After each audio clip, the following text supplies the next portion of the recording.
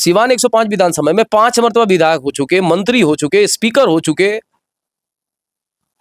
आप हमको बताइए मुसलमानों को क्या फायदा? जब भी अगर मुस्लिम उठेगा तो यादव वोट उनको नहीं देंगे, वो बीजेपी में चले जाएंगे और उनके जात का होगा तो वोट मिलेगा। एमआईएम बिहार के प्रदेश अध्यक्ष अख्तरुल इमान के साथ आपकी तस्वीर देखी गई थी। ये सवाल उठता है, क्या मोहम्मद कैफ बंटी एमआईएम के टिकट से चुनाव लड़ेंगे, पार्टी ज्वाइन करने वाले हैं?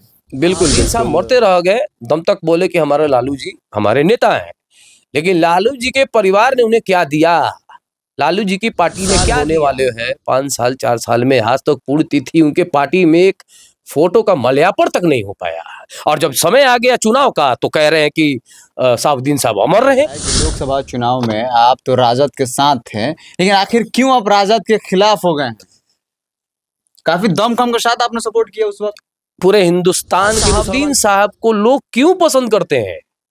क्योंकि वो हर जगह खड़े हो जाते थे, सबके दुख का साथी थे। देखिए एमआईएम इसलिए सोच रहे हैं पार्टी में जाने, क्योंकि हम लोग को मुसलमानों की आवाज उठाने वाले की जो है अवैसी साहब है, तो मैं निश्चित तौर पे ये चुनाव जीत जाऊंगा, क्योंकि मेरे साथ हर जात के लोग हैं। मैं कहता भी बिहार में कुछ महीनों बाद बिहार में चुनाव होने वाला है विधानसभा का। उससे पहले आपको बता दें, सिवान सदर 105 विधानसभा से चर्चित क्रिकेटर मोहम्मद कैफ बंटी है, जो लगातार जनसंपर्क कर रहे हैं और कुछ दिन पहले ही चुनावी बिगुल भी फूंक दिए थे कि चुनाव सिवान सदर 105 से ही चुनाव लड़ेंगे। लेकिन आखिरकार अब सवाल उठता है कि बंटी जो है किसी पार्टी के टिकट से चुनाव लड़ेंगे या फिर निर्दलीय चुनाव लड़ेंगे, क्योंकि अभी इनका जो जनसंपर्क है वो तेज हो गया है, लगातार लोगों में जा रहे हैं और मिल रहे हैं। तमाम तस्वीर आप देख सकते हैं। आइए इन तमाम मुद्दों पे बातचीत करेंगे। बंटी जी, बहुत बहुत स्वागत है। आपका भी बहुत बहुत शुक्रिया। देखा जाए लगातार आप जनसंपर्क कर रहे हैं, सिवान सदर 105 विधानसभा क्षेत्र के अंतर्गत घूम रहे हैं, क्या मैसेज देंगे? ये एक मकसद है कि अपनी जमात के लिए अपनी क़यादत को बनाया जाए, क्योंकि हमारी जो भागीदारी ज़्यादा है तो हिस्सेदारी भी तो होनी चाहिए। तो और इस वजह से मैं अपना कैंपेनिंग कर रहा हूँ, और पिछले विधानसभा 2020 में चुनाव भी लड़ा था 2020 में। तो फिर मैं अपने घर सिवान नगर 105 विधानसभा में चला आया, जहाँ पे हम मुसलमानों की संख्या जो है सारण कमिश्नरी में जो 24 सीटें आती हैं, सबसे ज़्यादा अगर वोट मुसलमानों की वोट यहाँ तो 105 विधानसभा सिवान में है, जो किसी को मालूम नहीं था।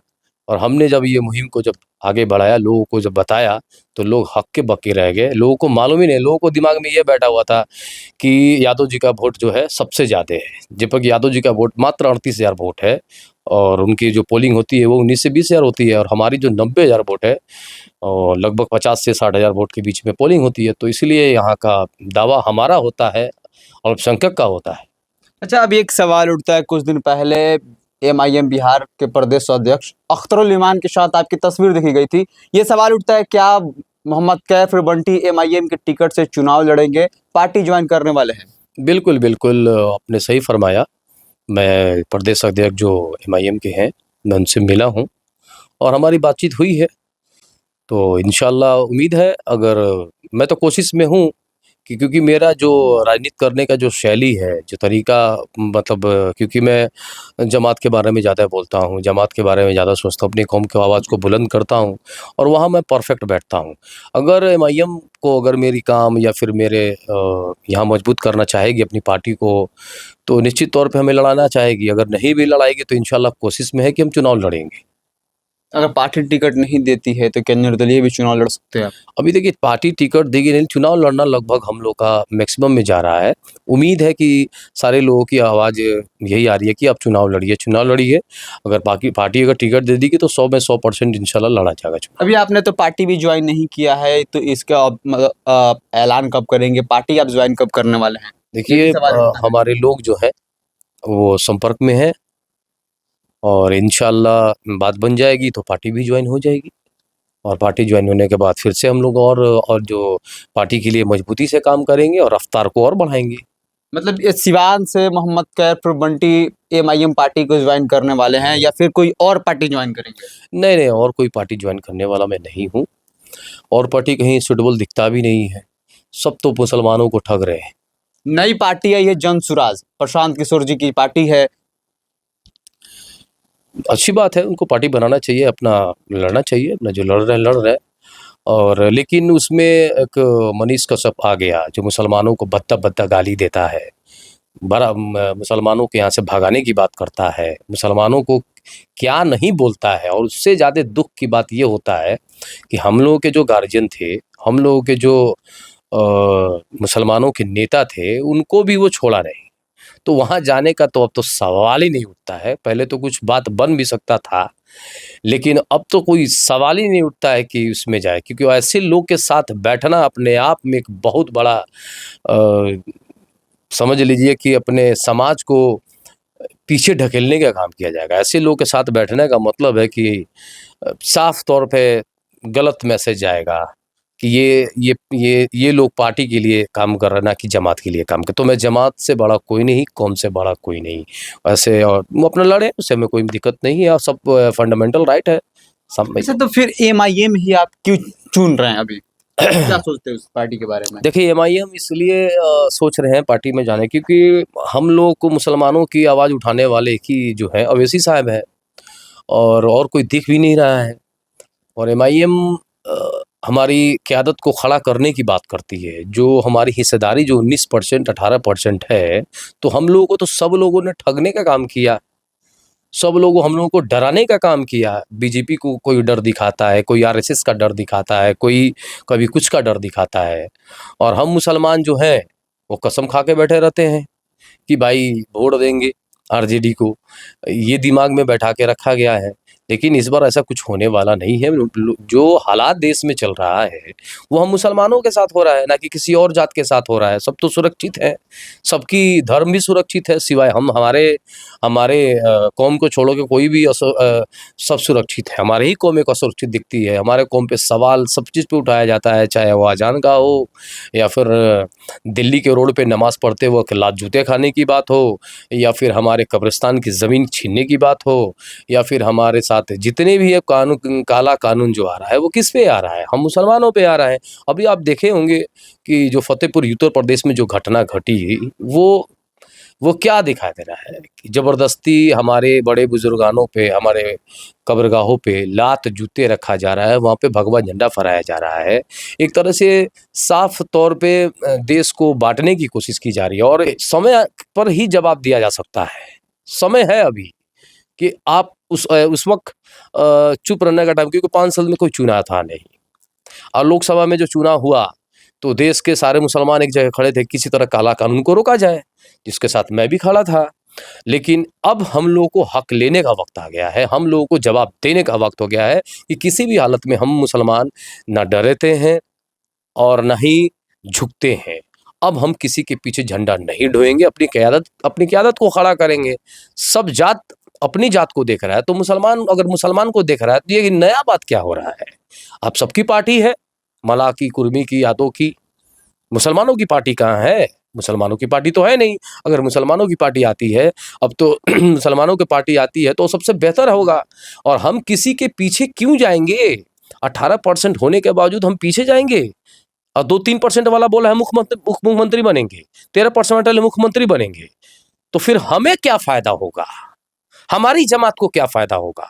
वक्फ बिल पर जो बड़े-बड़े उलेमाओं ने जो गांधी मैदान भरने का काम किया, सारे मुसलमानों के, सारे टोपी वालों ने वहाँ खड़ा होने का काम किया, तो कोई भी सेकुलर पार्टी हमको आप बताइए कि कहाँ पे कौन-सा वो विरोध मार्च निकाले? आप बताइए। एक विरोध मार्च बताइए अपने बैनर तले निकाले होंगे, कोई नहीं निकाला, कोई आपके साथ खड़ा नहीं है, बस उनके दिमाग में है कि ये जाएँगे कहाँ? इनके दिलों में बैठा दिया गया है कि बीजेपी को हराना है, चाहे वो जो भी हो। अब एक बात बताइए, बगल में हरिशंकर यादव, इसमें मुसलमान को क्या फ़ायदा है वो जीत के? हरिशंकर यादव जीते तो मुसलमानों को क्या फ़ायदा हुआ? कल भी वोट दे रहे थे, आज भी वोट दे रहे हैं। उनकी क़यादत खड़ा होने का कोई मतलब ही नहीं है। आप चले जाइए पीछे बगल में बरौड़िया, बच्चा पाड़े जीत गए। मुसलमानों का क्या फ़ायदा हुआ? मुसलमान तो जहाँ थे वहीं हैं।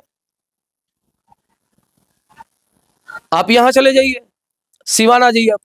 सिवान 105 विधानसभा में 5 मर्तबा विधायक हो चुके, मंत्री हो चुके, स्पीकर हो चुके। आप हमको बताइए मुसलमानों को क्या फ़ायदा हुआ? मुसलमान को क्या फायदा हुआ, मुसलमान को क्या मिला? मैं सवाल करता हूं पूरे मुसलमान के लोगों से, आपको क्या फायदा, क्या मिला? जो आप साउद्दीन साउद्दीन साहब चिल्लाते हैं, अब उनके साथ जब जीतने का वक्त हुआ और उनके वक्त सबने सब लोगों ने छोड़ दिया, यहां तक कि आपने देखा होगा कि चेतन आनंद जैसे इंसान जब सरकार को सपोर्ट देने का वक्त आया तो छोड़ के तो चले गए ना। और शहाबुद्दीन साहब मरते रह गए, दम तक बोले कि हमारे लालू जी हमारे नेता हैं, लेकिन लालू जी के परिवार ने उन्हें क्या दिया, लालू जी की पार्टी ने क्या दिया? 5 साल होने वाले हैं, 5 साल 4 साल में आज तक पूर्ण तिथि उनके पार्टी में एक फोटो का माल्यार्पण तक नहीं हो पाया। और जब समय आ गया चुनाव का तो कह रहे हैं कि शहाबुद्दीन साहब अमर रहे। आप देखिए, इंशाअल्लाह। अरे भाई, आप मुसलमानों को साफ क्या बेवकूफ समझ लिए हैं?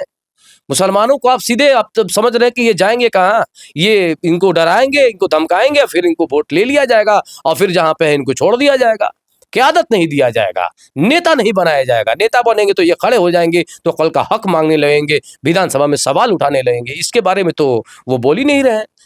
ऐसे में देखा जाए सिवान सदर 105 विधानसभा से अब अपनी दावेदारी पेश कर रहे हैं। ऐसे में आपको क्या लगता है कि विधानसभा पिछले 5 सालों में क्या कुछ नहीं हुआ है और क्या कुछ बाकी रह गया है? बहुत सारे जो चीजें हैं जो होना चाहिए, एक सिवान विकास शहर के नाम से नहीं जाना जाता है, विकसित शहर में आता है। और जो शहाबुद्दीन साहब ने दे के गए हैं सिवान शहर के लिए, वही का वही है, जहाँ पे बस यही चीज एक तरह से आधा अधूरा सिवान है। तो बहुत बड़ा मैनिफेस्टो मैंने भी तैयार करके रखा है कि सबसे बड़ी यहाँ समस्या है नालों की सफाई। अगर बारिश अभी अगर आ जाए तो बाढ़ की स्थिति लगती है और पूरा जो नदी है वो खाली रहती है, नदी खाली रहती है, रोड नाली की सफाई हो नहीं पाती है। दूसरी है कि ट्रैफिक जाम जो रहता है उससे मुक्ति होना। मेडिकल के क्षेत्र में क्या स्थिति है ये किसी से छुपा नहीं है। डॉक्टरों की मनमानी, फीस पे लगाम लगाना और जिस तरह से नगर परिषद में भ्रष्टाचार का एक जो भी आता है भ्रष्टाचार से लिप्त हो जाता है, इस पे लगाम करना। पूरे 3 साल हो चुके हैं, अभी तक लाइट की व्यवस्था है ही नहीं, स्ट्रीट लाइट की व्यवस्था नगर परिषद की तरफ से। कोई बोलने वाला नहीं है, कमीशन खा के बैठ जाता है लोग, कोई पूछने वाला नहीं है। तो ये सब चीजें मैंने बहुत सारे सोच के रखी है, लेकिन इससे भी बड़ा मसला है क्या? मसला ये है कि हमारी क़यादत नहीं है। राजनीति तो बीजेपी हम पे ना कर रही है, क्या वो विकास पे कर रही है? विकास पे तो कर नहीं रही है और लोग विकास के बारे में पूछ भी नहीं रहे हैं, डायरेक्ट जातिवाद पे हो रही है। तो इस चीज को बचाना जरूरी है। नाले की सफाई हो जाएगी, दुरुस्त ये हो जाएगी, वो सब दुरुस्तें हो सकती हैं, लेकिन इन चीजों को निकाल के एक सुंदर भारत का सपना की तरह इस सिवान को बचाने का काम किया जा रहा है, किया जाएगा इंशाल्लाह। अगर सरकार अगर हम लोग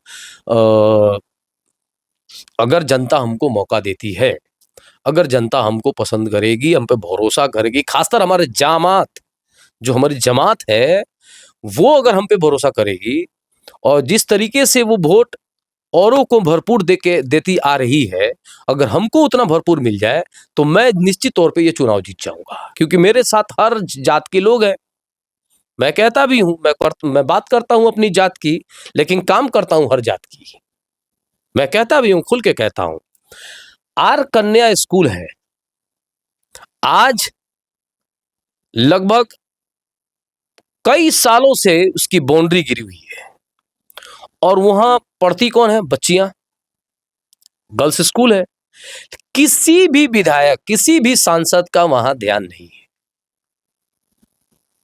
जिस तरीके से एकदम नग्न अवस्था में ये स्कूल पड़ा हुआ है, उसका जो 4 दीवारी रोड की तरफ से गिरा, तो आज तक उसको बनाने के लिए, तो ये हालात है सिवान की। आज आगे देखिए पुरानी किला का क्या स्थिति बनी हुई है। मैं आपके अपने लाइव से दिखाया हूं कि वहां पे कोई विधायक जाता भी नहीं है, सांसद कोई जाता भी नहीं है। वहां से जानाजे की नमाज हो या फिर हनुमान मंदिर में पूजा करने के जाने का रास्ता वही है। सबको झेल के जाना, ऐसा नहीं है कि वो मुसलमान ही जाते हैं, वहाँ हिंदू भाई भी जाते हैं, लेकिन किसी को कोई फ़िक्र नहीं है।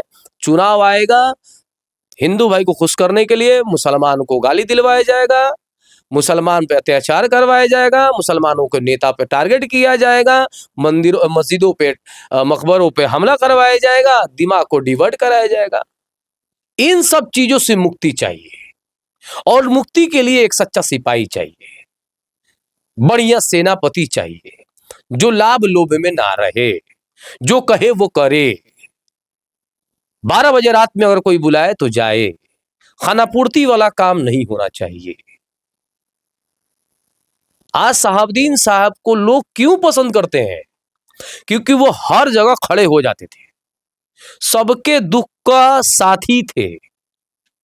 उनके जीवन काल को जब आप देखिएगा, उनके जीवन पे जब आप बात करिएगा, तब आपको समझ में आएगा कि आखिर शहाबुद्दीन साहब को एक तरफ बीजेपी वाले बाहुबली, बहुत सारे जंगल राज का एक उदाहरण देते हैं, और सिवान की जनता, बिहार के जो उनको चाहने वाले लोग जो हैं, उनको रॉबिन हुड उनको मानता है। क्यों मानता है?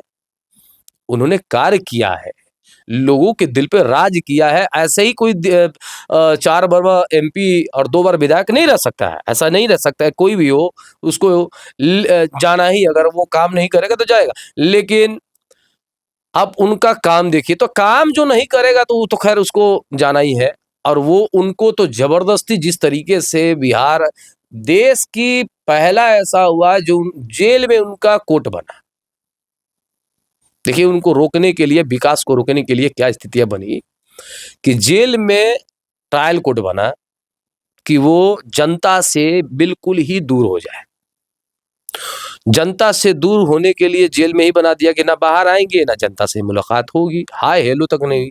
जब इन चीजों से भी नहीं पड़ा तो फिर यहां से उनको तिहाड़ भेज दिया गया।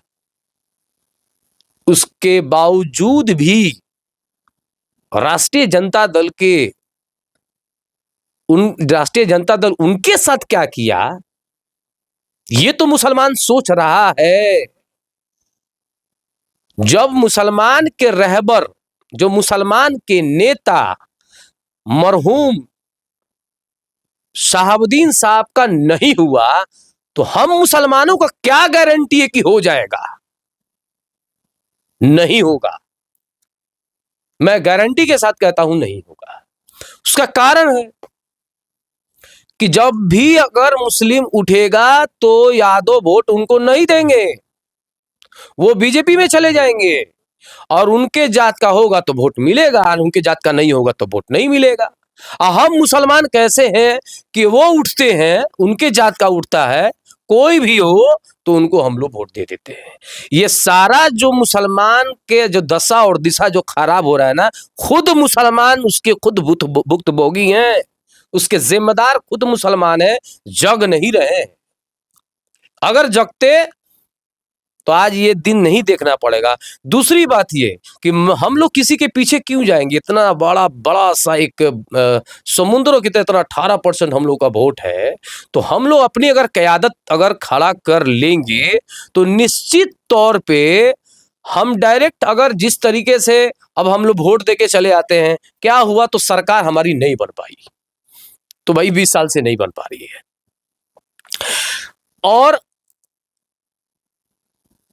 जब मन करता है तो जदयू आ जाता है और राष्ट्रीय जनता दल उसके साथ मिल जाता है ना। अभी बात हो रहा है कि सहनी आ जाएंगे, जा भी सकते हैं, आ भी सकते हैं, लेकिन मुसलमानों के पास कोई ऐसा ऑप्शन है ही नहीं है। मुसलमानों के पास ऑप्शन छोड़ा ही नहीं है कि वो कहां जाएंगे। वो जाएंगे अभी इनको आरजेडी में जाएगा। भाई आरजेडी क्या हदीस है? हदीस में लिखा हुआ कोई एक कॉलम है कि आरजेडी में ही वोट देना है। जो हमारे साथ नहीं है, हम उनके साथ नहीं है, और हमारे साथ एक ही आदमी है जो आप हमें छोड़ दीजिएगा। बाप छोड़ देगा, मां छोड़ देंगी, बेटा छोड़ देगा, भाई छोड़ देगा, चचा छोड़ देगा, अल्लाह नहीं ना छोड़ेगा। तो अल्लाह पे ना हम लोग को भरोसा करना है, हमारा ईमान अल्लाह पे ना है। और हम आरजेडी पे भरोसा कर रहे हैं तो हम भुक्तभोगी नहीं होंगे? निश्चित तौर पे होंगे। तो हम लोगों को जगना पड़ेगा। हार के डर से, हार तो ऐसे ही रहे हैं। हमारी शहादत हो रही है। संभल में 5 मुसलमान भाई मरे, मस्जिद पे मरे, तो शहादत हमारी हुई। अब मजा कौन लेगा? अखिलेश यादव। भोग कौन लिया? मुख्तार अंसारी, अतीक अहमद, आजम खान। हमारे प्यारे मरहूम डॉक्टर मोहम्मद शहाबुद्दीन साहब। तो जब हमारी शहादत हमारी हो रही है तो हम ही सब कुछ बनेंगे, हम ही लोग सब कुछ आगे आना चाहिए। जदयू आ जा रही है तो क्यों नहीं हमारा, अगर हमारी जो फहरिस्त होगी, अगर हमारे पास 20-25 अपना पार्टी का अपना अगर नेता हो, अगर विधायक होता, तो हम ही डायरेक्ट बात कर लेंगे जदयू से कि हमको उप मुख्यमंत्री बना दिए तो हम आपके साथ हो जाते हैं। और अगर हमारी अगर क़यादत होती तो हम आरजेडी के भी साथ चले जाएंगे कि आप हमको मुख्यमंत्री दीजिए। लेकिन हमारी तो क़यादत है ही नहीं है, हमारे नेता बोलते ही नहीं है। कौन नेता है जो बोलने वाला? बताइए हमको, आप एक नेता बता दीजिए। कोई नहीं बोलता है। सब लोग बस बीजेपी के डर से बीजेपी के साथ में खड़ा हो जाता है कि हमारे हिंदू वोट खराब हो जाएंगे, भले वो मिले या ना मिले। भाई हम दूसरे को चिंता क्यों कर रहे हैं? घर हमारा टूट रहा है, बहनों का हिजाब हमारी खतरे में है, अजान पे रोक हमारे लग रहे हैं, मदरसे हमारे बंद हो रहे हैं, मस्जिद हमारी शहीद हो रही है, अब तो कब्रिस्तान के जमीन भी छीन रहे हैं। तो हम अपनी बात नहीं करें तो फिर बेवकूफ़ी ना होगी कि हम दूसरे के पीछे खड़े हो रहे हैं। आप सोचिए कि टोपी पे सवाल होता है कहीं, क्या हो रहा है? और हम मुसलमान दूसरे की बगल में देख लीजिए आप, बरहड़िया जो बच्चा पाड़े हैं तो लोजपा में थे, लोजपा में से आरजेडी में आ गए। मानसिकता क्या थी उनकी? लोजपा किसके साथ है? भाजपा के साथ है। तो मानसिकता को कैसे बदलिएगा आप? और उनके बड़े भाई है बीजेपी में है, और उनका जो बेटा है वो लोजपा में है। अब बताइए, और वो मुसलमानों के रहबर बन रहे हैं। और मुसलमान के जब वहां परेशानी आया, जो बरड़िया के 2-3 जगहों में, आप उनको दिखाइए कहां पहुंचे हैं वो, क्यों पहुंचेंगे? ये हालात रहेगी तभी ना उनको मुसलमान वोट देगा। डर दिखाया जाएगा, बीजेपी का डर दिखाया जाएगा, आरएसएस का डर दिखाया जाएगा। हम मुसलमान को जगना पड़ेगा, अपनी ताकत को पहचानना पड़ेगा, तभी जाके कुछ होने वाला है। अच्छा, एक सवाल और उठता है कि लोकसभा चुनाव में आप तो राजद के साथ थे, लेकिन आखिर क्यों आप राजद के खिलाफ हो गए? काफी दमखम के साथ आपने सपोर्ट किया उस वक्त। पूरे हिंदुस्तान के मुसलमान किसके साथ थे? एनडीए के साथ थे या इंडिया के साथ थे? पूरे मुसलमान जो थे 2024 में एनडीए के साथ थे कि इंडिया के साथ थे? पूरे मुसलमान क्या चाहते थे कि एनआरसी, सीए, यूसीसी, वक्फ बिल जैसे काला कानून पर रोक लग जाए। तो ये कैसे रोक लगेगा? जब सरकार बदलेगी तभी ना रोक लगेगा। तो उस वक्त मैं था और वहां हमारी जरूरत थी, यहां उनकी जरूरत है, तो हम हक मांग रहे हैं। 60 सीट दिलवा दीजिए, चुनाव भी हम लोग नहीं लड़ेंगे। 60 सीट दिलवा दीजिए मुसलमानों को राष्ट्रीय जनता दल से, चुनाव भी नहीं लड़ा जाएगा, उनका साथ खुल के रहा जाएगा। नहीं